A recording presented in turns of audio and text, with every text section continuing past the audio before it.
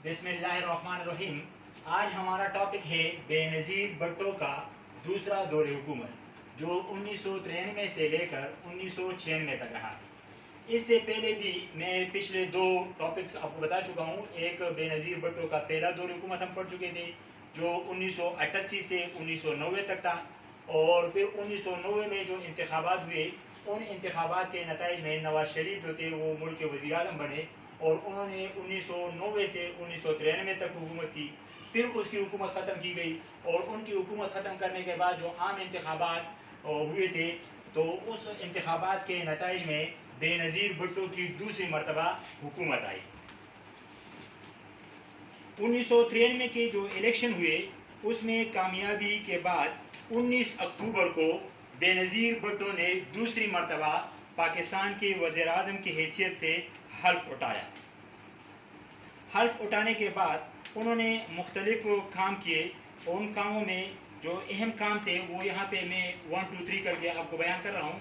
तो सबसे पहला काम जो था वो सूबाई हुकूमतों का क़याम था।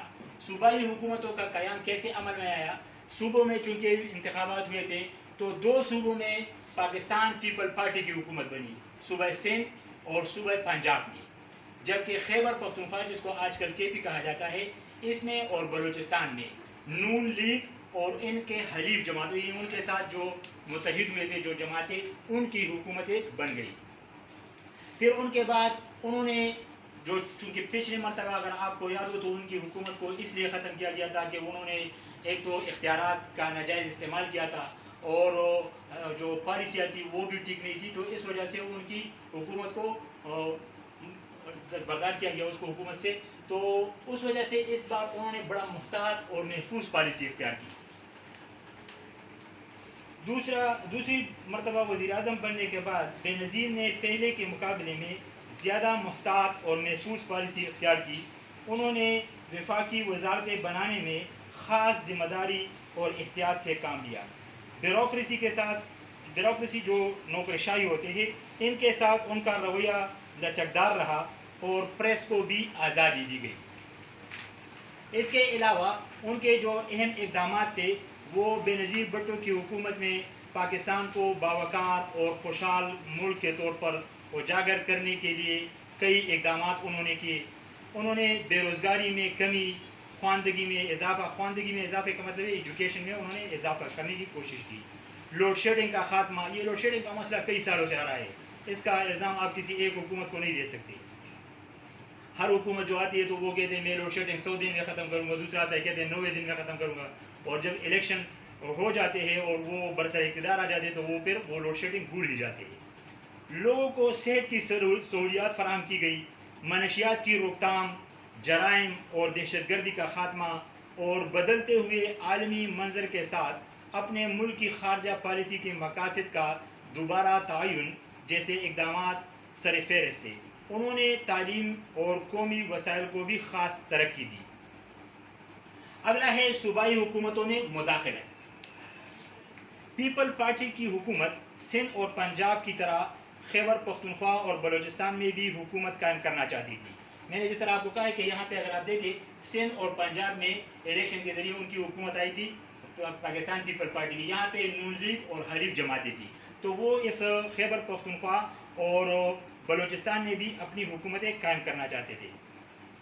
खैबर पख्तूनख्वा में मुस्लिम लीग के पीर साबिर शाह की हुकूमत ख़त्म करके आफ्ताब शेरपाव, और बलूचिस्तान में जुल्फ़िकार अली मक्सी, इन नामों को अंडरलाइन कर दिया जाए, जुल्फ़िकार अली मक्सी की हुकूमत ख़त्म करके अपनी मर्ज़ी की हुकूमत कायम की।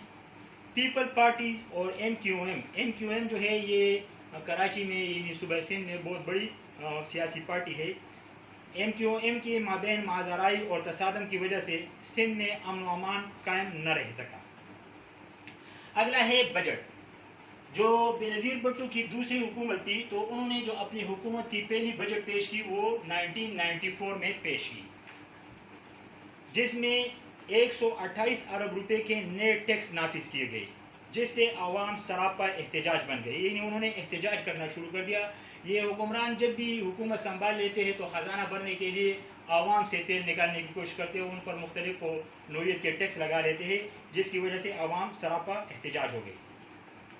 साथ साथ उन्होंने बल्दियाती جو ادارے ہیں ان کو بھی بحال کرنے کی کوشش کی 26 جون 1996 کو. یہ ڈیٹ کو انڈر لائن کر لیں. 26 جون کو سپریم کورٹ نے بلدیاتی ادارے بحال کیے، لیکن حکومت نے بلدیاتی اداروں کو اختیارات دینے کی بجائے لوکل باڈیز کونسلوں کے اختیارات اپنے پاس رکھنے کے لیے قانون منظور کیا. اگلا general sale tax. General sale tax جو 10 اگست 1996 کو لگایا گیا، جو کہ بے نظیر حکومت نے 1996 کی بجٹ میں نافذ کیا. ان کے خلاف تاجروں نے ملک گیر ہڑتال کی جو 2 دن تک جاری رہی. یہ جنرل سیل ٹیکس جو ہے جس کو ہم GST کہتے ہیں، یہ بھی اس پر بھی جو تاجر برادران تھے یا تاجر برادری تھی انہوں نے بہت زیادہ احتجاج کیا. 2 دن تک ان کے ہڑتالیں جاری رہی. ججز کی تقرری اور حکومت کی برطرفی. ججز کی جو 5 نومبر 1996 کو اگر آپ دیکھیں قومی اسمبلیاں توڑ دی گئی. توڑنے کی وجہ کیا تھی؟ ججز کی تقرری کے بارے میں صدر اور وزیر اعظم، یعنی یہ اختیار جو ججز کی تقرری کا اختیار ہوتا ہے یہ آئین کے تحت یہ صدر کو حاصل ہوتا ہے. تو یہاں پہ صدر اور وزیر اعظم کے درمیان اختلافات نے سنگین صورتحال اختیار کیا. وزیر اعظم نے اپوزیشن کو بے قابو حالت پر مذاکرات کی دعوت دی، تاہم صدر فاروق احمد خان لغاری جو تھے انہوں نے جو اپنے اختیارات ہوتے ہیں 8ویں ترمیم کے تحت 58(2)B آرٹیکل 58(2)B کے تحت اختیارات کا استعمال کرتے ہوئے 5 نومبر، یہ ڈیٹ یہاں پہ میں نے لکھا بھی ہے، آپ بھی انڈر لائن کریں، 5 نومبر کو قومی اسمبلی توڑ دی. اور اسمبلیاں توڑنے کے بعد ملک معراج خالد کو نگران وزیر اعظم مقرر کیا. کیونکہ جب اسمبلیاں ختم ہو جاتی ہے تو کیئر ٹیکر حکومت آ جاتی ہے، اور کیئر ٹیکر حکومت میں جو وزیر اعظم ہوتا ہے وہ خواہ چنا جاتا ہے، تو وہ ملک معراج خالد تھے. انہوں نے فاروق احمد خان لغاری نے جب اسمبلیاں توڑ دی اور حکومت برطرف ہوئی تو حکومت برطرف ہونے کے ساتھ ساتھ انہوں نے آئندہ انتخابات کا ڈیٹ بھی دیا. صدر فاروق احمد خان لغاری نے جو ڈیٹ دی اگلے انتخابات کا وہ تھا 3 فروری 1997. یہ 1997 کو نئے انتخابات ہوئے. ان انتخابات کے نتائج میں ایک بار پھر نواز شریف کی حکومت آئی، جو کہ انشاءاللہ ہم نیکسٹ ٹاپک میں پڑھیں گے.